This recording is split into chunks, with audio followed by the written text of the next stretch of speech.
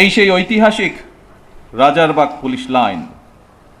1971 সালের 25শে মার্চ রাতে যেখানে ঘুমন্ত পুলিশ সদস্যদের উপরে হানাদার বাহিনী অপারেশন সার্চলাইটের নামে বর্বর হামলা চালিয়ে শত শত পুলিশ সদস্যকে হত্যা করেছিল।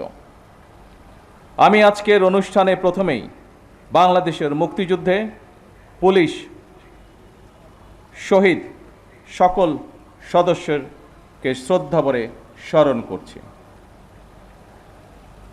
শুধুমাত্র স্মরণের মধ্যে দিয়েই আমাদের দায়িত্ব শেষ হয়ে যায় না। বাংলাদেশের স্বাধীনতা অর্জনের জন্য যে সকল শহীদ পুলিশ সদস্য আত্মত্যাগ করেছিলেন, যে কোনো মূল্যে সেই স্বাধীনতা রক্ষা করা আমাদের পবিত্র দায়িত্ব।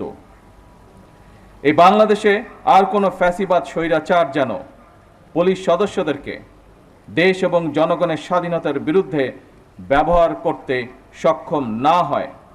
স্বাধীনতার প্রথম প্রহরেই পুলিশের রক্তে রঞ্জিত এই মাটিতে দাঁড়িয়ে আসুন আজ আমরা আবারও নতুন শপথে অঙ্গীকারবদ্ধ হই। একদিকে বাংলাদেশের স্বাধীনতার পক্ষে চট্টগ্রামে মেজর জিয়ার উই রিভল্ট, অপরদিকে ঢাকায় রাজারবাগ পুলিশের মরণপণ প্রতিরোধ। এরপর স্বাধীনতার লড়াই থেকে বাংলাদেশের স্বাধীনতাকামী মানুষের পিছিয়ে থাকার আর কোনো সুযোগ ছিল না।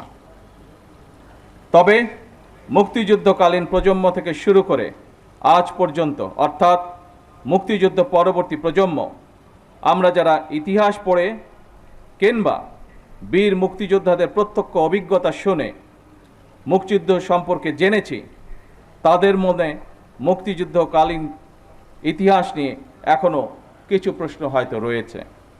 1971 সালের উত্তাল মার্চে জনগণ যখন স্বাধীনতাকামী মানুষের মনে টান টান উত্তেজনা, এমন পরিস্থিতিতে তৎকালীন পশ্চিম পাকিস্তান থেকে যখন ঢাকায় প্রতিদিন হাজার হাজার সৈন্য জড়ো করা হচ্ছিল, এমন পরিস্থিতিতে সকল পুলিশ সদস্যদেরকে রাজারবাগ পুলিশ লাইন্সে একসঙ্গে জড়ো করে রাখার পেছনে তৎকালীন রাজনৈতিক নেতৃত্বের কী যুক্তি বা কৌশল কাজ করেছিল, বাংলাদেশের স্বাধীনতা এবং মুক্তিযুদ্ধ সম্পর্কে যারা এখনও গবেষণা করছেন, এটি এখন তাদের জন্য একটি গবেষণার বিষয় হতে পারে বলে আমি মনে করি। উপস্থিত পুলিশ কর্মকর্তা এবং সদস্যবৃন্দ, আনন্দঘন আয়োজনে এতক্ষণ আপনাদের বর্ণিল প্যারেড সকলে উপভোগ করেছে। আমার কাছে এটি শুধু একটি আনুষ্ঠানিকতা মনে হয়নি, বরং এটি ছিল পুলিশ সদস্যদের শৃঙ্খলা, আত্মমর্যাদা, দায়িত্ববোধ এবং সুন্দর ভবিষ্যতের দিকে দৃপ্ত পায়ে এগিয়ে চলার অবিচল অঙ্গীকারের বহিঃপ্রকাশ। দীর্ঘ 1.5 দশকেরও বেশি সময় ধরে ফ্যাসিবাদ বিরোধী আন্দোলনের সংগ্রামের ধারাবাহিকতায় 2024 সালে ছাত্র জনতার এক রক্তক্ষয়ী গণ অভ্যুত্থানের পরে দেশের স্বাধীনতাপ্রিয় গণতান্ত্রিকামী মানুষের আকাঙ্ক্ষার প্রতিফলন হচ্ছে জনগণের রায় গঠিত বর্তমান সরকার। বছরের পর বছর ধরে অসংখ্য হামলা মামলার শিকার, নিপীড়িত নির্যাতিত অধিকারহারা মানুষ। বর্তমান গণতান্ত্রিক সরকারের সময় শান্তি এবং নিরাপত্তা চায় জনগণ। দেশের জনগণের শান্তি এবং নিরাপত্তা নিশ্চিত করা আপনাদের কার্যক্রম, অর্থাৎ পুলিশের ভূমিকার উপরেই সবচেয়ে বেশি নির্ভরশীল। আপনারা জনগণের জানমালের নিরাপত্তা নিশ্চিত করতে সাধ্য এবং সামর্থ্যের সবটুকু দিয়ে চেষ্টা করবেন, এটি আপনাদের কাছে বর্তমান সরকারের প্রত্যাশা। উপস্থিত অফিসার এবং পুলিশ বাহিনীর সদস্যবৃন্দ, ত্রয়োদশ জাতীয় সংসদ নির্বাচন প্রমাণ করেছে বাংলাদেশ পুলিশের পক্ষে দক্ষতা এবং পেশাদারিত্বের সঙ্গে দায়িত্ব পালন সম্ভব।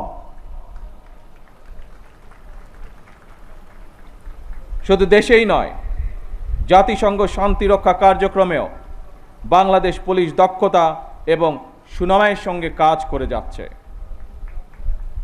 বিশ্বের বিভিন্ন দেশে শান্তি প্রতিষ্ঠা, আইন শৃঙ্খলা রক্ষা এবং মানবাধিকার সুরক্ষায় আমাদের পুলিশ সদস্যরা পেশাদারিত্ব, সাহসিকতা ও মানবিকতার উজ্জ্বল দৃষ্টান্ত স্থাপন করেছেন।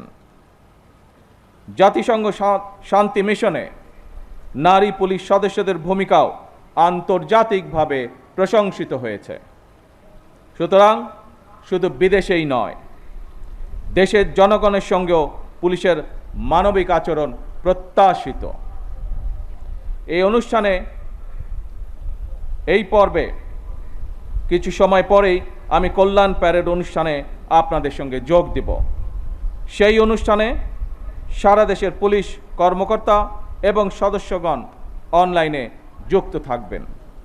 সেই অনুষ্ঠানেও আপনাদের সঙ্গে আমি আরও কিছু বক্তব্য উপস্থাপন করব।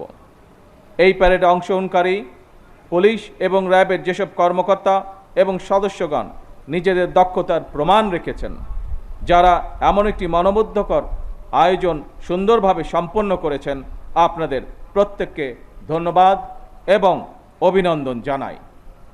বাংলাদেশ পুলিশ সপ্তাহ 2026-এর সার্বিক সাফল্য কামনা করছি। আল্লাহ হাফেজ। বাংলাদেশ জিন্দাবাদ।